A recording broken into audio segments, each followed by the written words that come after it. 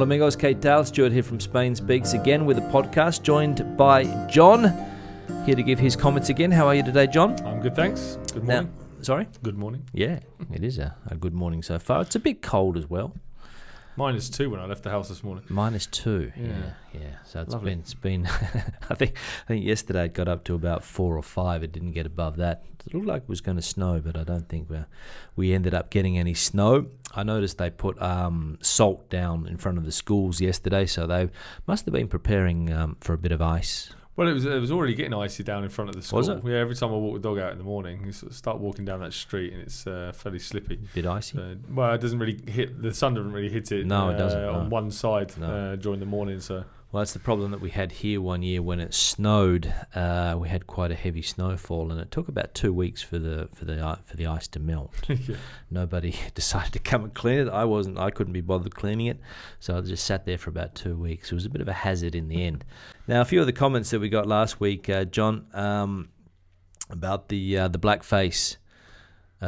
Comments that we made. Andres Iniesta, the former Barcelona football player, was involved in that controversy, and somebody wrote that there is a Spanish product here similar to Smarties, called Conguitos. Well, they're similar to Smarties, aren't they? Chocolate coated peanuts. I don't know what they are. I've never had them, but are they peanuts? Are they? A bit so like an M&M, or M&M type thing, really. Yeah. But I've got to admit, I mean, it's the same as what the guy said. Was it Andres? I can't remember. No, I think it was David Dodge. Yeah, he wrote a few comments there. Yeah, it was.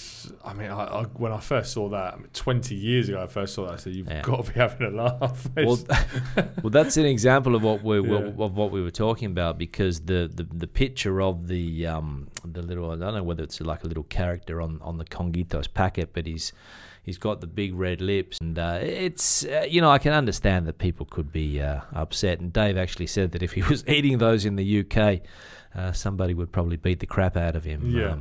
Well, I don't think he'd go that far, hopefully.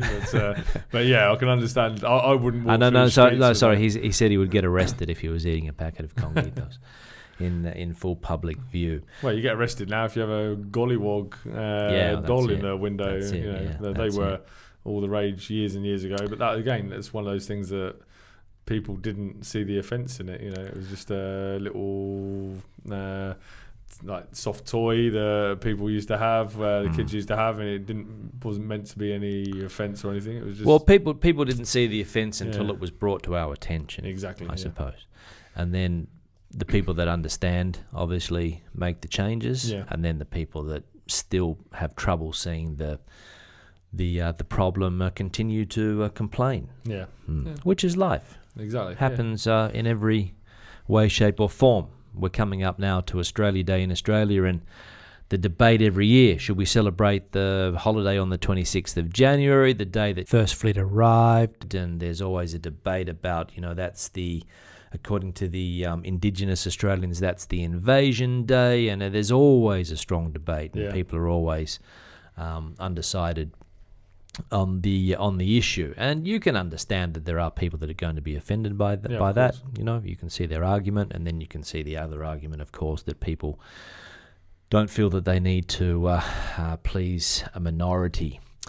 But I don't know. The debate is always there, and every year it pops up. And I don't know what's going to happen in the end, but, politicians are still holding on to the 26th. But every year it gets more and more of an issue. And it wasn't an issue when I was a kid, or at least I wasn't aware of the issue, but it has become an issue as groups get more voice, and social media exacerbates that voice, etc. So difficult to not change nowadays. Well, I suppose the Indigenous people feel oppressed, and they've had a lot of racist abuse in the past. Well, you can understand that their life changed forever. Yeah, and it's something that I think it was inevitable in most of the world that people were going to colonise countries that weren't, if you like, advanced as they were. It's something that happened. It was what they call progression at the time, but it really seriously affected a lot of people in a very negative way. Slavery was absolutely dreadful.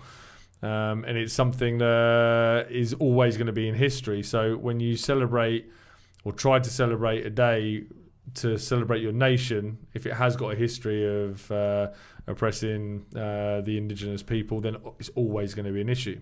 Always. There's never going to be an end to it. No, there is not. There is not. Until something gets done that, as I said before, appeases or pleases both parties. That's right. You can sort of come to... You would think that you'd be able to come to some type of agreement that you could keep both parties satisfied. But it's never easy in the complex political worlds that we have nowadays. Spanish news this week has been absolutely dominated by the little boy that fell down a hole in Malaga. Terrible. Most likely by the time this podcast is published, we'll know the fate of the young chap, I suppose. But they are trying to find him, rescue him, let's say, at this very moment. But things are a bit complicated there because of the weather conditions I was reading this morning, and apparently the hole, I think it was like they were like a borehole or something. The borehole, they were drilling for water. That's it. And apparently it's at 100 meters, is it, or maybe 100 more? meters deep, 100 maybe meters more. deep. They think he's about 80 meters down. I think it was. They think he's down that far. Yeah, it's only about 20 meters, 20 centimeters, 25 centimeters wide. I think they said it was. So not looking good for the young chap, but you never know. You never know what can happen. You never know. I think there was a case in the States, I saw it on the news 20 or 30 years ago of a similar case, maybe, somebody that fell down a well, and they did manage to get her out. So we'll see what happens here with the young chap there in Malaga. An unfortunate event, especially if you're at a picnic, which I think was the case for the young chap, and he's only 2 years old. I don't know. So not looking good, but you never know. You never know what can happen. Now, another comment that we had here, we addressed the issue last week, John, of whether we're too negative, etc., and we addressed the comment by Isabel, who said that we were talking Spain down, that Spain has more to offer than the economy, etc., and a couple of Spanish people have actually written here and said that they don't see anything malicious in our criticism. Another person said that if we pay taxes and live here for a long time, we've got the right to complain like everybody else, which is absolutely true. I take that view. If you're paying your taxes in this country and you're contributing to the society, you can criticize it as much as you want. Yeah. And who cares if people don't agree with you? But that's what we see. I mean, I've got to admit, I'm a bit strange like that. I mean, I take exactly the same point of view when I listen to Spanish friends of mine that are actually living in London. Yeah, and criticizing about things in London and things, and you think, well, God, yeah, that's true. And they're paying taxes and that, so they've got every right. But then when I'm here, I actually feel like I'm doing something wrong by criticising the country. And I've been here nearly 21 years now. It's 21 years next month. And I've been paying taxes the whole time. I've been employed, I think, all but a year and 2 months or something at that time. It's just a case of, you still feel like you're a guest in the country. Yeah, well, you You spent half your life here. Yeah. But, well, I don't like criticising it. Yeah, well, I think that's it. But he says here that some of his paisanos, the word he uses, can be a little sore on less than flattering comments. He thinks our comments are spot on. Regarding corruption, he says that he takes more offence on the people that keep voting for the traditional political parties, the ones that have been stealing, and you can see that a lot of people still do vote for those parties. I mean, I've got to admit, the whole when all the scandals come up with corruption of the PP party, I mean that I just found amazing that they got voted back in again. It is literally unbelievable, and people still vote for these politicians. But you can't. I mean, at the end of the day, if the people don't agree with the other political parties, there's not a massive choice. And although it's probably logical that they would go for a change and try and do something else, if it is against what their beliefs are, I suppose. They're sort of in a bit of a catch-22. Yeah. Well, I mean, you've always got in the back of your mind that corruption is going to happen in some way, shape, or form. I think that the thing that surprised me most about this particular party was that they took the moral high ground on a lot of occasions. Do you know what I mean? Yeah. They were seen as, because remember that when they came to power first, the Socialist Party had been in power for a long time, Yeah. and they were eventually brought down by corruption scandals as well. Yeah. And other scandals that happened. They had like a scandal involving the terrorists where they were, they had these like hit squads killing terrorists, unofficially, and all of these things, and that brought them down. And there were other scandals about money going missing from pension funds and all of these things. So they were brought down by corruption. So you would think that the party that comes in on that moral high ground is going to be the one that tries to clean the system out. And they did exactly the opposite. Well, they went worse. Well, they're probably more extreme. Yeah. That's why people were so surprised. And you talk to people today about this particular politician, this Rodrigo Rato, who's been in court recently. And people really trusted that guy. They said, people were saying, "Oh, he's a fantastic finance minister. Look at the economy. The economy's going fantastically." And of course, subsequently, it crashed. Yeah. Everybody had their hand in the till. One guy, Bárcenas, the famous Bárcenas, is accused of stealing 26 million of these famous suitcases, as we mentioned last week, that just used to come into the party headquarters every week or every month or so. These construction companies would come into the headquarters with a suitcase, and here we go, guys. Here's your money for the month. Okay, good. Which bridge do you want to build this month? Yeah. Okay, no problem. Toll road. Yeah. Okay, we'll put you down for that one. All right, no problems.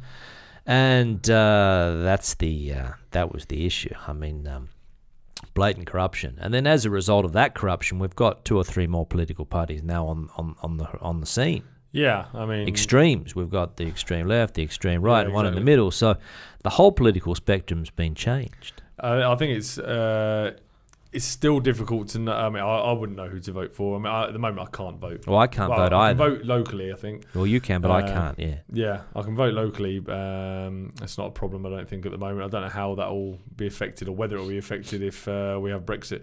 But I can't vote in the general elections because I'm not Spanish national. It's something that I've been umming and ahhing about for a long time now, whether to become a Spanish national or not.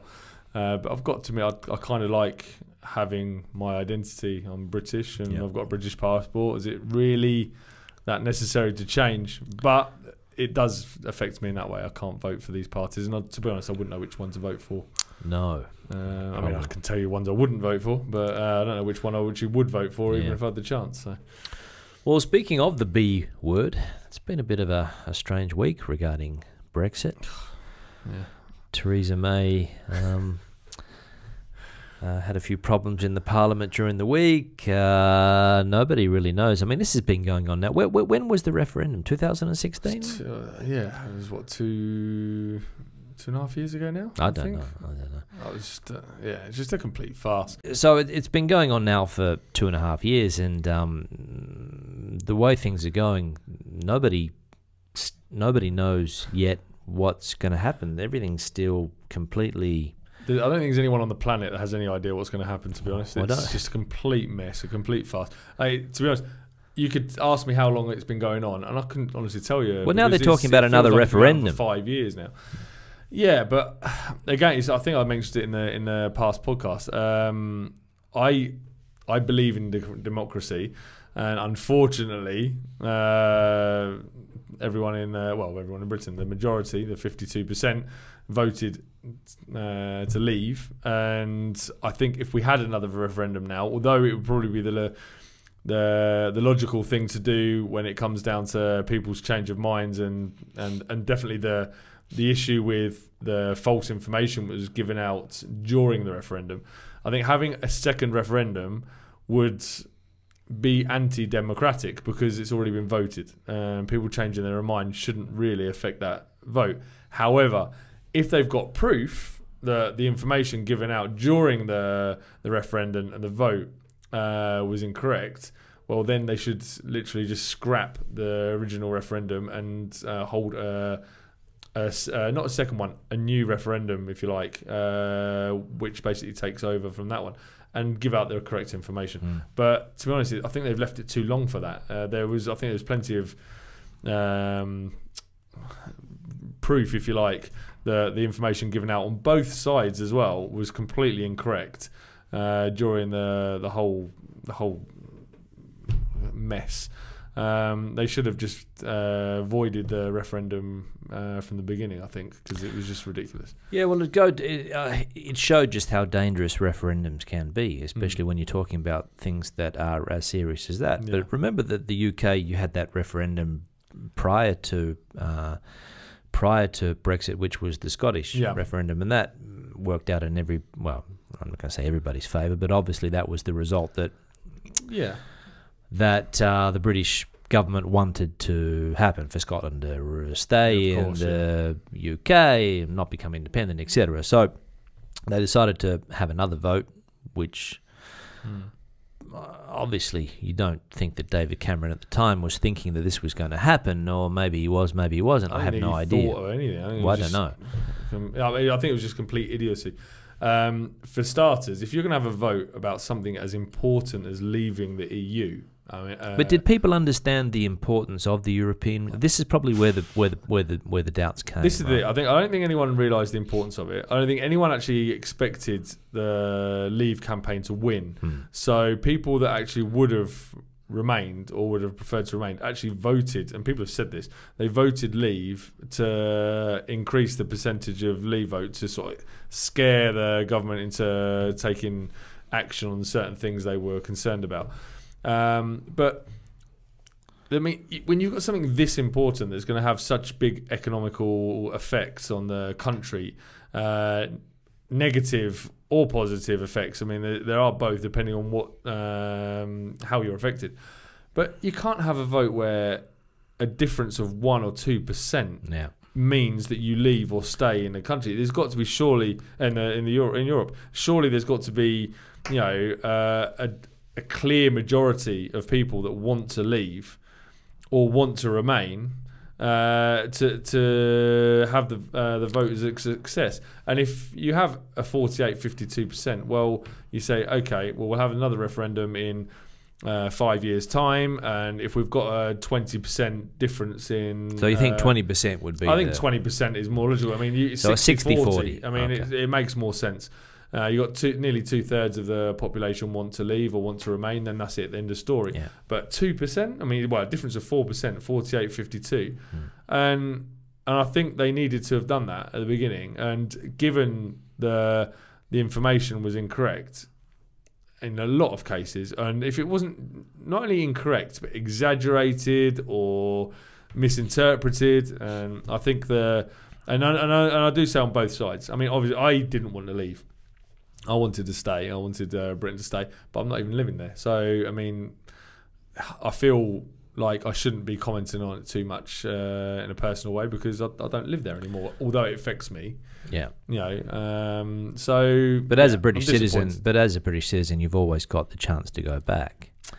And therefore, I suppose why that's the reason that you always have the ability to vote in British elections. Is well, actually, because, I can't. Oh, you can't? No, I wasn't able to vote in Brexit. Oh, so once you've been here for 15, once you've been outside of the country for 15 years, they stop you from voting. So you've been wiped off the electoral roll. Yep. Okay. Yeah. All so right, I wasn't able to vote. So your voice has been taken away. Yeah. All right. Good. Well, obviously, 15 years away, they're thinking that you're not going to come back. Yeah. But, I mean, it's fair enough. And I mean, the likelihood of me going back anytime soon is very remote. Well, you never know. 2 kids in the school. Yeah. And Well, of course. It's unlikely. You never know. You never know. But I suppose that's the issue here. The closeness of that particular referendum, the problems that have arisen subsequently. It's just a real I don't even have the words to describe it, John, to be honest. It's complete farce. It seems to be. But it just goes to show you how difficult it is to get these things done. And you can see clearly that British politicians, even on the Tory party, they're using this to their own advantage as well. You can see that the knives are out for... There's a lot of political arguments as well involved in it, which doesn't make anything any easier. But the problem is, I mean, the thing is, I can see the reasons people wanted to leave. I can understand them in many cases, but a lot of them were sold if you like, misinterpreted information, exaggerated information as well, and wrong information. So people that might have been on the borderline were pushed over the wrong way, in my opinion. But there are also things that I can completely understand from some people's point of view. I think there were a lot of issues with farmers as well, in many cases with the EU, with subsidies, and it affected a lot of people negatively as well because of certain laws that were brought in with regards to the EU. So you can understand some people wanting to leave, and you can understand certain points of view. But I think in the long run, if you really look at the situation, it's not good.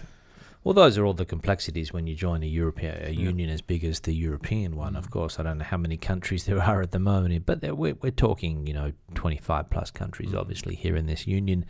Monetary union as well. They've got quota systems on the farming items as well. So if you were producing a product for your local market, then you were probably exporting as well. But going into the European Union meant that there was somebody in another country doing the same thing. So that happened with fisheries and the fishing was a big problem as well. Yeah, it happened even with milk and all of these things. I mean, here in Spain, farmers in Asturias complain about the milk quotas because the French have their quota and the Spanish have theirs, and it's a big can of worms.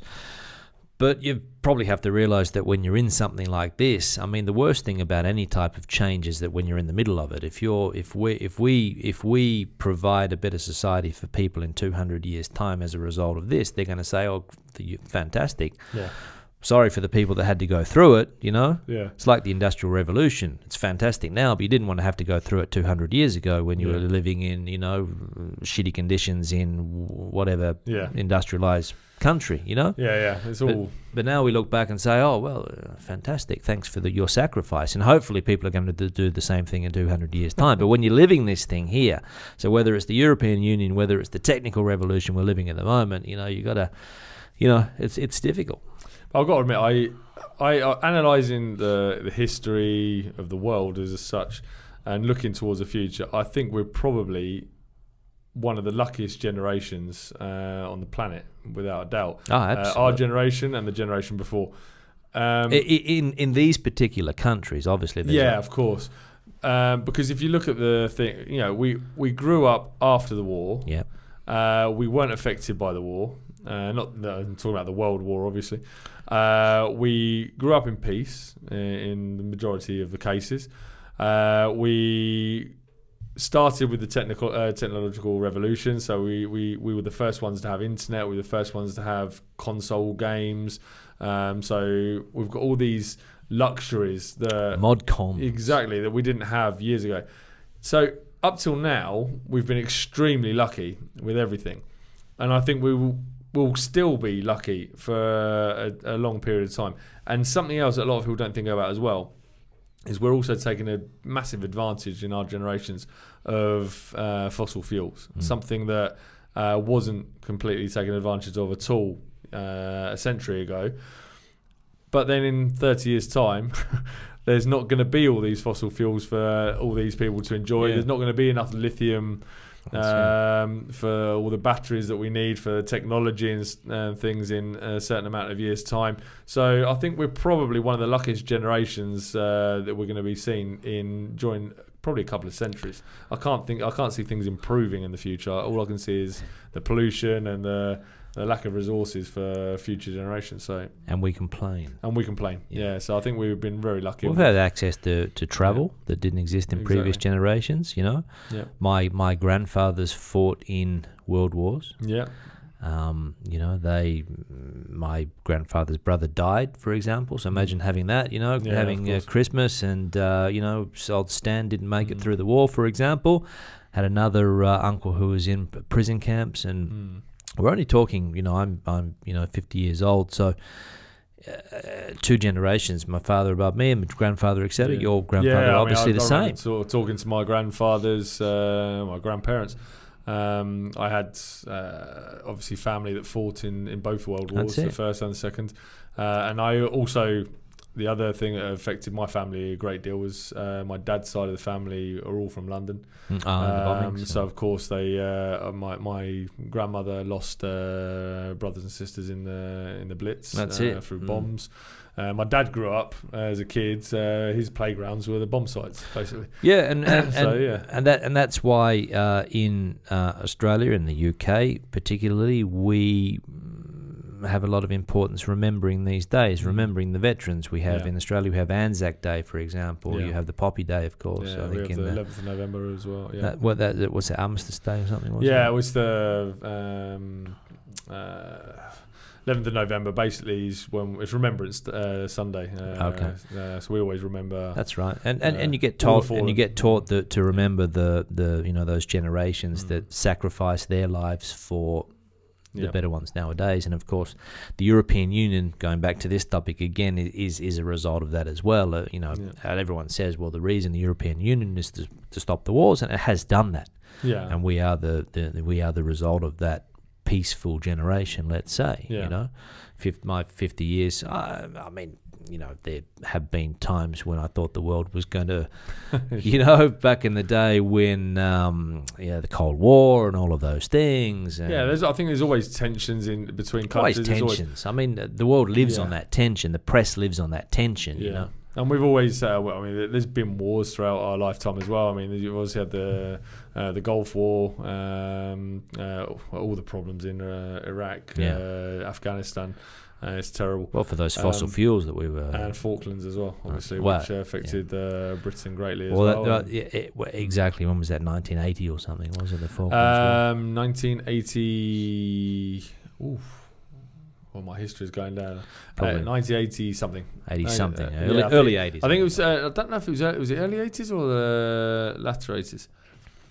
Mid 80s. Maybe 1987. Maybe. Well, I could Google it right now, but I can remember. Or am I thinking about? I might be getting my wars confused now. But yeah, it was something I remember. Well, the Gulf War was in 92 or something, I think. Was that the first? Yeah. Well, the first Gulf War, I think, was in 92. It was George Bush. Yeah, because I remember being in the. It was Thatcher and Reagan. So Thatcher was in power from the early 80s or the 80s and the whole of the 80s. I think Reagan was in power until 88 as well. So it was in the 80s. Yeah. I might be confusing this. I remember being at school when there were news of planes being shot down and things. But I definitely remember the Falklands. I remember watching the news with my dad and seeing the boats on fire and stuff. So it's that's it. Not nice. I mean, obviously you sit there thinking, oh god, I might end up having to fight again. War, you think of the world wars and stuff. What? Yeah, that's it. Okay, so we've Googled the Falklands War, 1982. You said 1982, John. Yeah, extremely embarrassed. I didn't know that. So yeah, but that's one of the points that I was going to make. There is that the Falklands War, for example.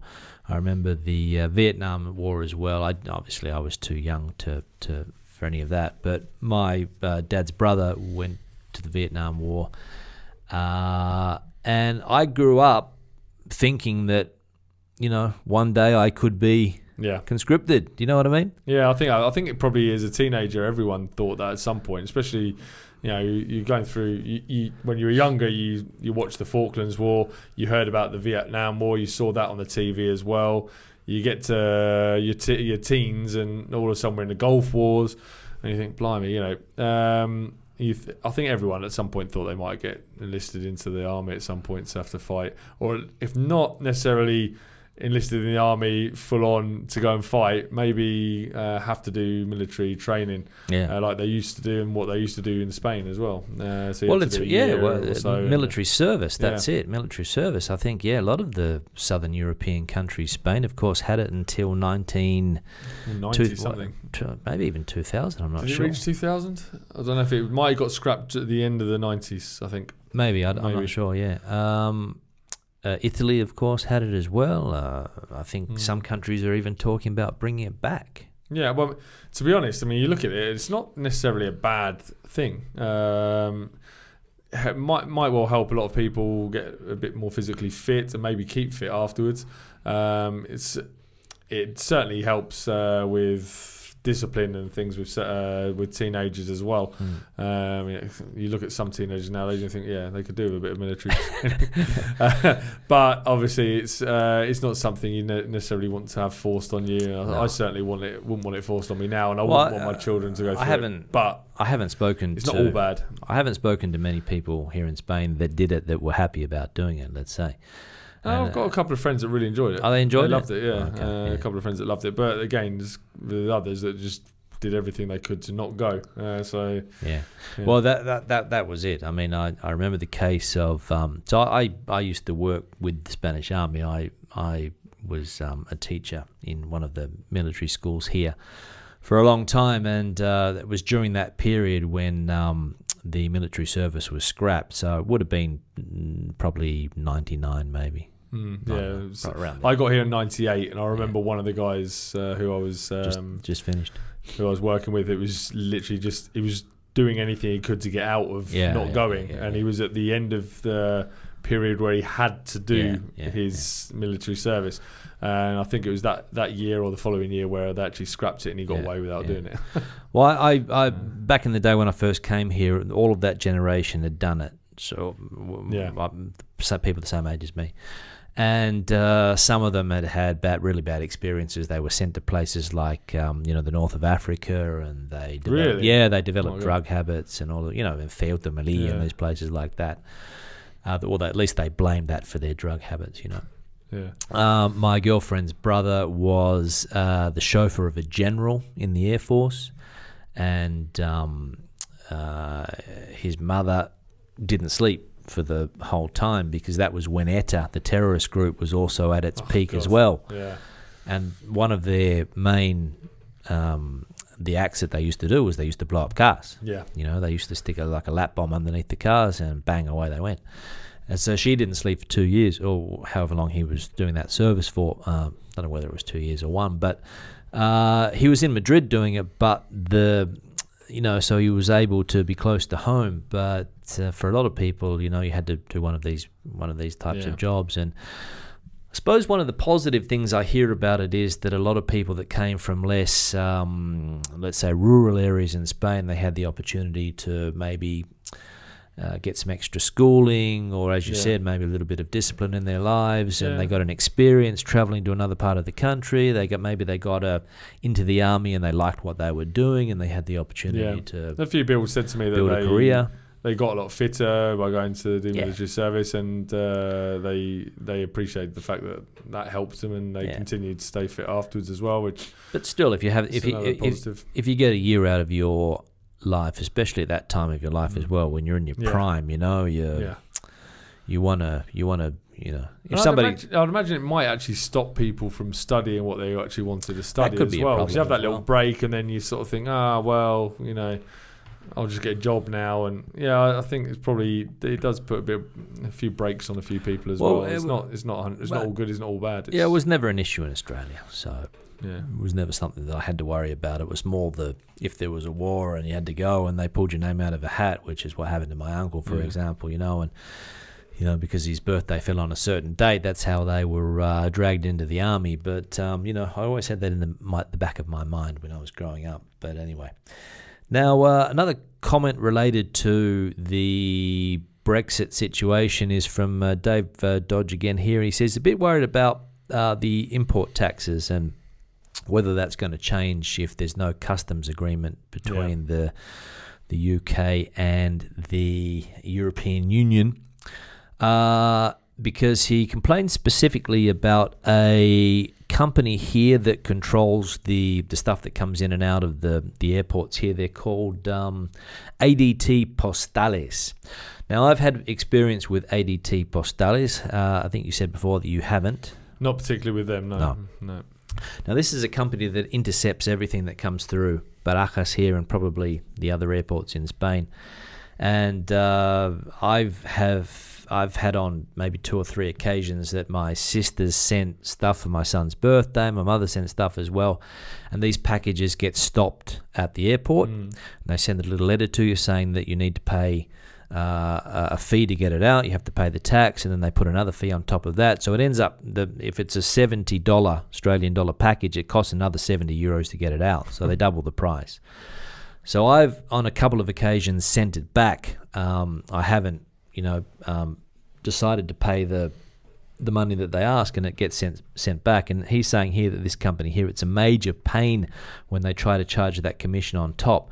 So I went to the internet, and I looked up this company, ADT Correos Barajas, the airport Barajas.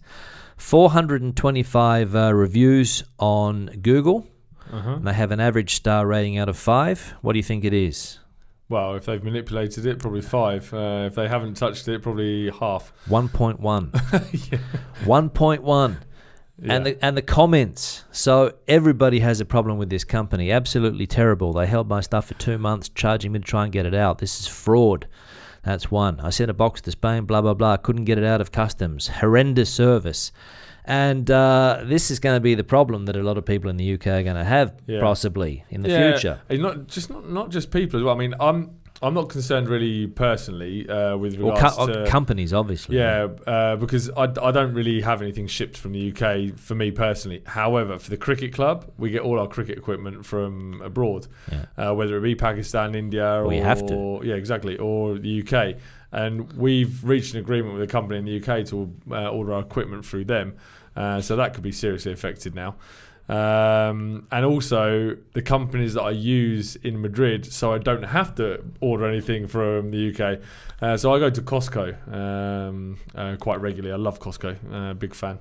They've got things like cereals that I eat in the UK, which I can get here. It's American products, is it? It's an American company, American supermarket, but so you're a member. Yeah, okay. But it's like Macro, but I find the quality of the food like a million times better. But you have to buy in bulk. It's bulk or larger sizes, but it's not. So I saw a mayonnaise. Yeah, it's a big pot of mayonnaise. It was enormous. Yeah. But I mean, it's like, for example, the cereals. I buy cereals called Shreddies. I love Shreddies. Shreddy.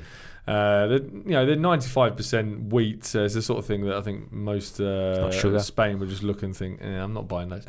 Like you look porridge. at the cereals here; it's all chocolate. Everything's got chocolate in it, and chocolate, sugar, or it's diet stuff, or it's supposed to be healthy stuff, but specifically healthy stuff. These are literally just 95% wheat, and I don't know where the rest of the stuff is, but it's good for you to a point.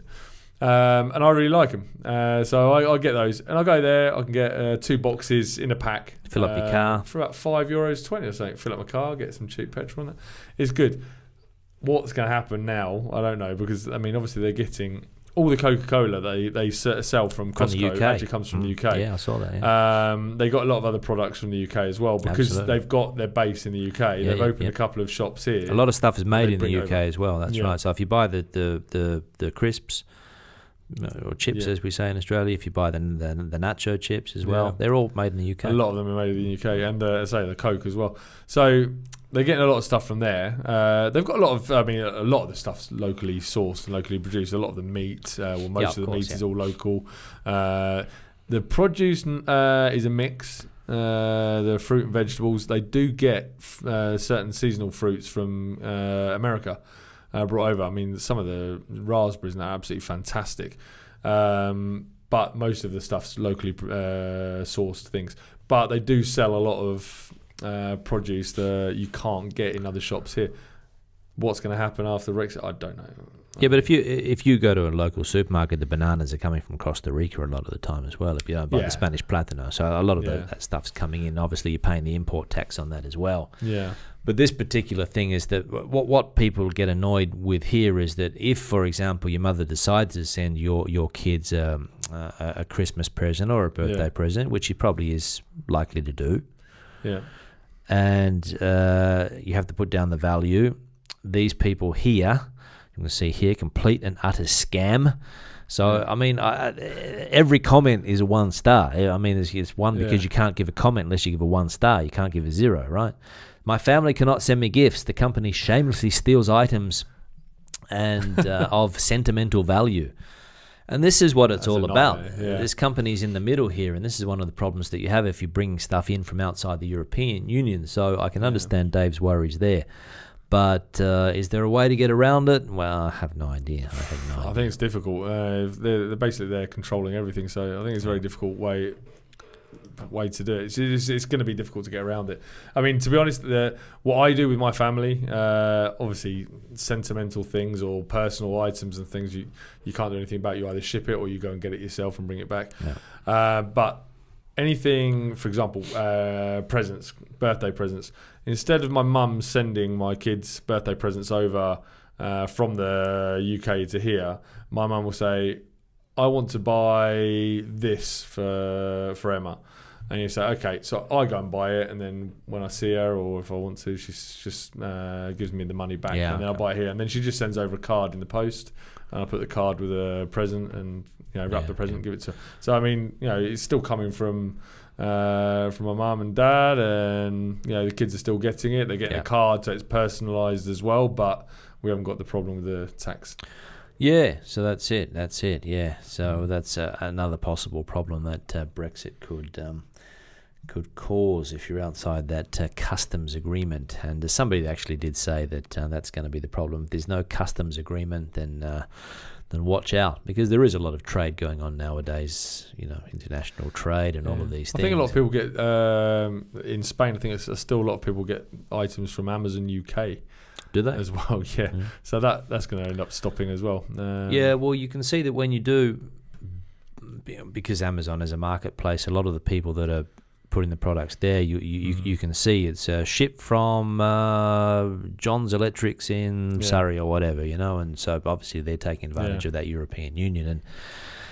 And so that's all going to change. So it's going to be a bit of a nightmare. Yeah. It's going to be a bit of a nightmare. Now, there were a few other comments here, but I don't think we can go into them because we're running out of time. We've been going for about 40-something minutes, so we'll try to cut it short. Last week I think I said if somebody's willing to do the subtitles, and Dystopian, of course, one of the regular comment writers here said, make subtitles for you, ? Ha!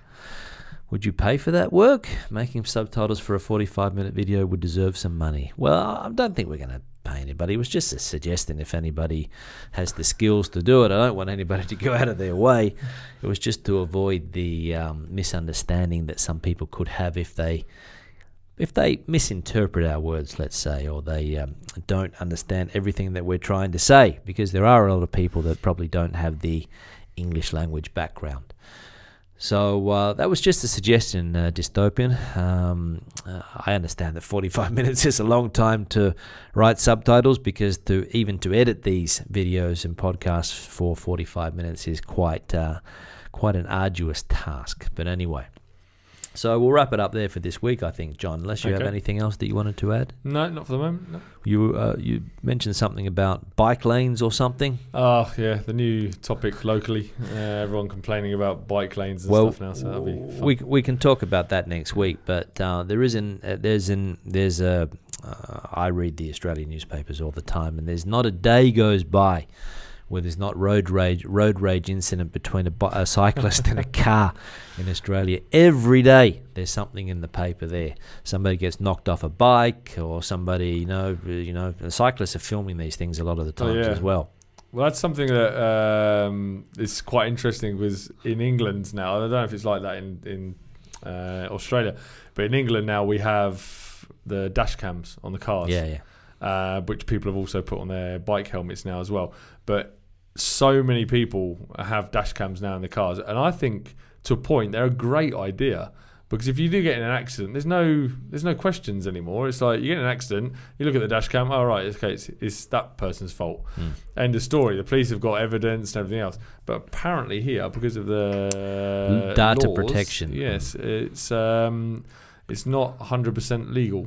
So I don't think they can take that video evidence in court or something. I'm not sure what the exact rules are. I'm not even sure you're actually allowed to video it. Like to do constant video in your car, I think it's actually illegal to actually do it. Yeah. Well, I've done videos where I have done it, and it's technically not illegal. The only thing that they don't, you can't show people's faces, I don't think. Do you know what I mean? So you can't have a camera pointing out into the street, for example, because of so people that are walking down the street, they can't be filmed privately. So if you do these videos, you have to sort of not have people's faces and kids and all of those things, and so you have to be very careful what you record in public. Of course, the dash cams face the road, so but they do have a wide angle. I think, you're not really seeing too many faces. I suppose it's not too much of a problem. But then, of course, you've got the other problem is if you go past a police car or anything like that, that is completely against the law to film the police now. Well, well, you can't film the police. But I remember speaking to a civil guard, a traffic civil guard, and he didn't tell me that they were illegal. In fact, I think he actually suggested getting one. Yeah, there's something I've wanted to have for about a year now. I've been really keen on getting one because in Rivas, it's just a nightmare with people. No one knows how to use the roundabouts. It's just absolutely ridiculous. You constantly got people in the left-hand lane trying to turn right at a roundabout, and you're like, what are you doing? And now you've got the added problem of cyclists on the road, which I don't have problems with cyclists. I'll put that out there. I'm a cyclist myself.